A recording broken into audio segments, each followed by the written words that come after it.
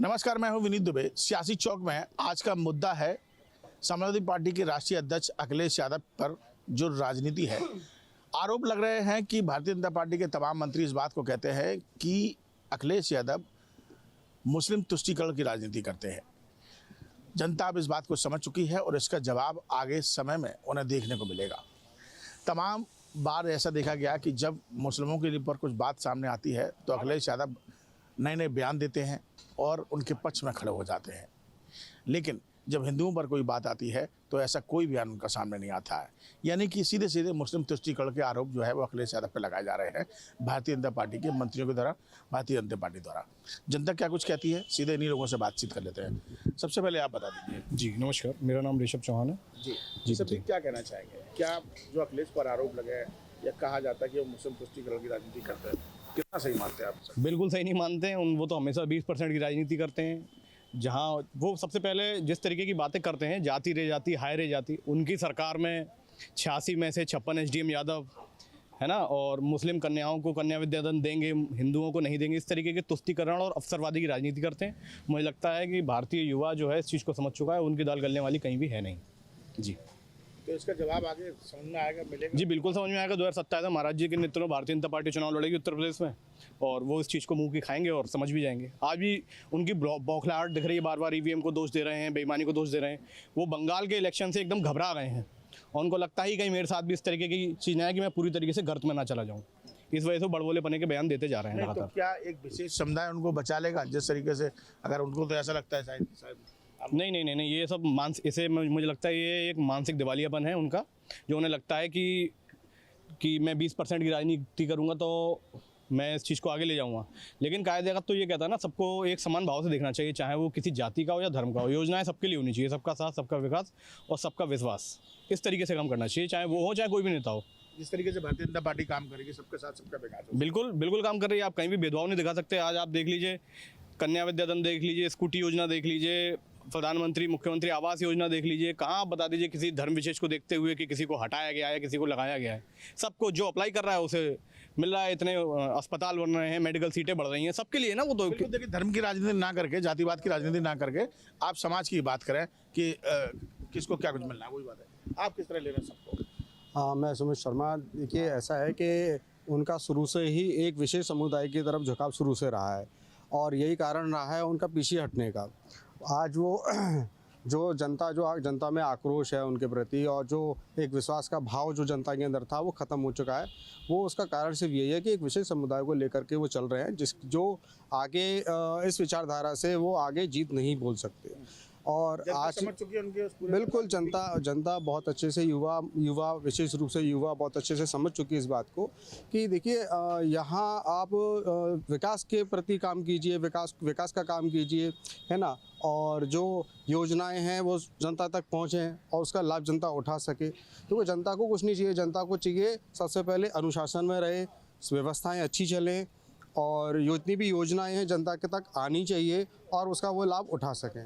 मगर ऐसा वो हो नहीं पाता क्योंकि वो सोचते हैं कि एक विशेष समुदाय को लेकर के चलने से उनको सफलता ज़्यादा मिलेगी, जबकि ऐसा नहीं है। चाचा, आप बताइए, आपने तो बहुत सरकारें देखी होंगी, पहले की सरकार में और अब की सरकार में कितना अंतर पाते हैं? पहले समाजवादी पार्टी की सरकार थी, अब पहली सरकार में जो सुरक्षा के नाम पर नहीं थी, आज की डेट में सुरक्षा बहुत है।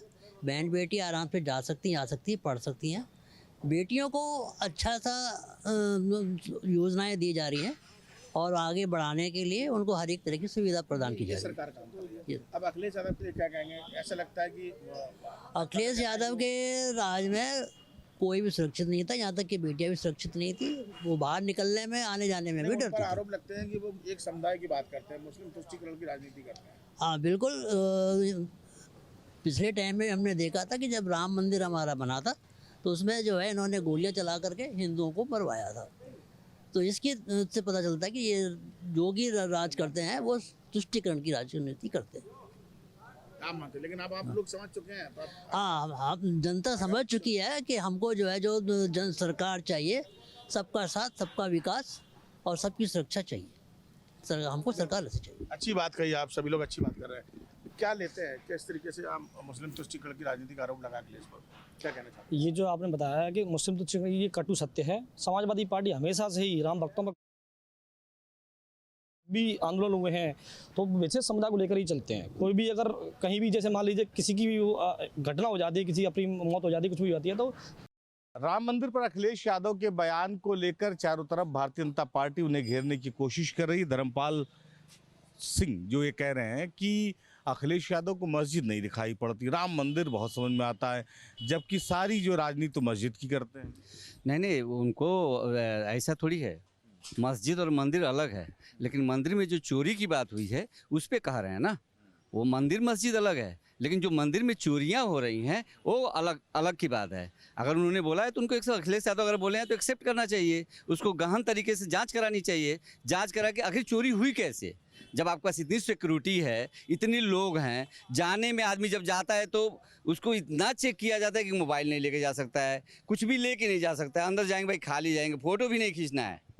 लेकिन जो वीवीआईपी दर्शन आप उसमें कराते हैं उसी में से चोर आते हैं ना, चोर उसी रास्ते से आया हुआ ना जो वीवीआईपी दर्शन मोबाइल भी लेके जाता है, सब लेके जाता है। हम तो कई बार गए हैं तो वहीं से चोर आता है, वो तो लेके उड़ गया। तो जो चोरी हुआ है उसके बारे में अखिलेश यादव बोले हैं ना कि मंदिर मस्जिद वाला कहानी यहाँ पे कुछ भी नहीं है। कह रहे हैं वही कि आप मस्जिद के मुद्दे पर नहीं बोलते, तुष्टीकरण की राजनीति करते। मंदिर मस्जिद में कहीं चोरी हुआ है जिसकी बात करें, वो मंदिर में सर चोरी हुआ है ना, अयोध्या मंदिर में चोरी हुआ है उसकी बात कर रहे हैं अखिलेश यादव। अखिलेश यादव को मैं पक्ष नहीं ले रहा हूँ किसी पार्टी का, लेकिन जो सच्चाई है, मैं अखिल भारतीय सब जनहित पार्टी का राष्ट्रीय प्रवक्ता हूँ, ये सच्चाई है कि मंदिर, इतनी बड़ी मंदिर में इतना मुश्किल से बना है ये मंदिर, और इस मंदिर में ये चोरी हो जाना ये बहुत बड़ी बात है। इसको संज्ञान में तो लेना ही चाहिए और सरकार को इस पे बहुत गहन तरीके से करना चाहिए। कोई विपक्ष इस बात को बोल रहा है तो उसको लेना चाहिए और उसको बताना चाहिए कि हाँ चोरी हुआ है, और इसको मानना भी चाहिए। अखिलेश यादव कह रहे हैं कि अखिलेश यादव पर धर्मपाल जी ने कहा है कि वो तुष्टीकरण की राजनीति करते हैं क्या, और मस्जिदों के बारे में नहीं बोलते, बहराइच का मुद्दा नहीं उठाते, लेकिन जो अयोध्या के नाम पर जो है तुष्टीकरण की राजनीति। बिल्कुल ठीक कहा है श्री धर्मपाल सिंह जी ने, चूँकि श्री अखिलेश यादव जी कब्रिस्तान की बात करते हैं, मदरसा की बात करते हैं, मस्जिद की बात करते हैं। जब मुख्यमंत्री रहते हैं तो अपने आवास पे रोज़ा इफ्तार कराते हैं, और कभी उन्होंने दुर्गा पूजा कराया, चाहे लक्ष्मी पूजा कराया, चाहे शंकर भगवान जी की पूजा कराया, कभी नहीं। तो श्री धर्मपाल सिंह जी ने जो कहा है सही, हमेशा मुसलमानों की तुष्टीकरण की राजनीति करते हैं, मुसलमानों की बात करते हैं, मदरसों की बात करते हैं, और हमेशा जो है कि प्रभु श्री राम मंदिर का इन्होंने विरोध किया। देखिए अच्छी चीज़ हुई तो उसका समर्थन करना चाहिए। धर्म राजनीति से ऊपर है, मर्यादा पुरुषोत्तम राम राजनीति से ऊपर है। जिस प्रकार से तमाम दल पार्टी के लोगों ने, पूरे देश दुनिया के लोगों ने प्रभु श्री राम मंदिर का जाके वहाँ दर्शन किया, इनको भी जा करके दर्शन करना चाहिए था। हो सके प्रभु श्री राम जी इनकी भी सद्बुद्धि दे देते। तो इसलिए इस तरह से विरोध करना ठीक बात नहीं है, और तुष्टीकरण की राजनीति श्री अखिलेश यादव जी कर रहे हैं और प्रदेश की जनता इनको लगातार खारिज करती जा रही है। मुद्दा गरमाया हुआ है अयोध्या का, अखिलेश यादव सवाल खड़े कर रहे हैं, बीजेपी उन्हें घेर रही है, और जिस तरह की परिस्थिति दिख रही है, लग रहा है कि जो भारतीय जनता पार्टी उसने ये सिद्ध कर दिया कि अखिलेश यादव मुस्लिम तुष्टीकरण की राजनीति करते हैं। वो सनातन विरोधी है, हिंदू विरोधी हैं, क्योंकि जो है उनको मस्जिद का चंदा दिखाई देने लगा, मदरसे का नहीं दिखाई देगा, मदरसे में मौलाना क्या करते वो नहीं दिखाई देगा। आज उनको चंदा दिखाई देने लगा कि 7 करोड़ रुपया चंदा चोरी हो गया, और ये दिखाई देने लगा कि जो है अब उनके रोज़ बयान बदल रहे हैं। पहले कहे जांच करो, हमारी सरकार जांच के लिए तैयार हो गई, जांच कराने लगी, तो कल उनका बयान आ रहा है कि तत्काल प्रभाव से जो है वहाँ के कैमरा बंद कर दिए जाएँ और लेन देन सब बना लिया जाए। इसका मतलब जो है कहीं ना कहीं से तार उनके जुड़े हुए हैं वहाँ से, और वही करा रहे हैं चोरी, कन्फर्म हो गया है। पर तो सवाल हरदम अखिलेश यादव खड़े कर रहे हैं, वहाँ पे जो प्राथमिक रिपोर्ट आई है राम मंदिर को लेकर, आगे भी सवाल खड़े करते रहेंगे, क्योंकि उनकी पॉलिटिक्स का स्टाइल यही है। माननीय मुलायम सिंह जी एक पार्टी बनाए थे, समाजवादी पार्टी, पूरा भारत जानता था। अब वो पार्टी के नाम बदल के पीडीए कर दिए। इस समय वो बार बार अपने कहते हैं कि यादव समाज से चोरी हो गई, और वो ये भी कहते हैं कि पत्थर पैसा नहीं खाता है, वही कहते हैं ना। तो फिर यादव समाज से कह देते कि वहाँ क्या करने गए थे, वहाँ चंदा चढ़ाने।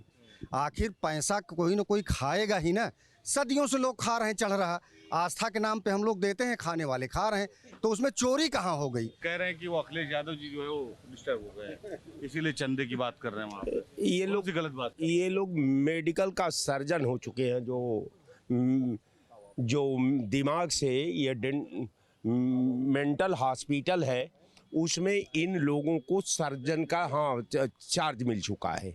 ये अपने विरोधी विचारधारा को कभी पागल बता देंगे, कभी चोर बता देंगे, कभी हिंदू विरोधी बता देंगे, कभी सनातन विरोधी बता देंगे। देखिए, माननीय मुख्यमंत्री जी ने जो है तत्काल उस पर संज्ञान लिया।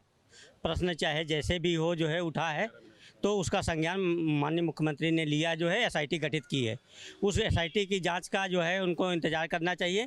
और मेरा कहना ये है जो है कि करोड़ों हिंदू सनातनी जो है उनका जो है राम के प्रति कोई आस्था में कमी नहीं आई।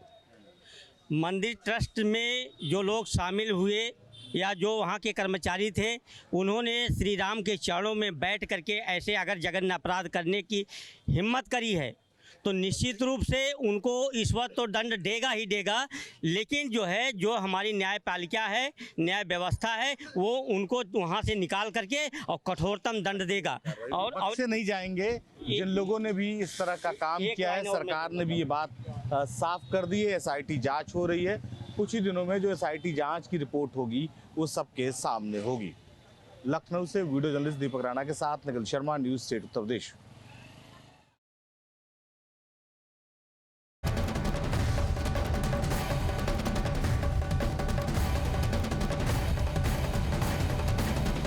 आपके मोबाइल पर तुरंत आएगी ब्रेकिंग न्यूज। स्क्रीन पर सबसे पहले दिखेगी बड़ी खबर। देश दुनिया की हर खबर एक जगह। अब आपके मोबाइल पर तुरंत फटाफट इंस्टॉल कीजिए न्यूज़ नेशन ऐप और रखिए खुद को अपडेट।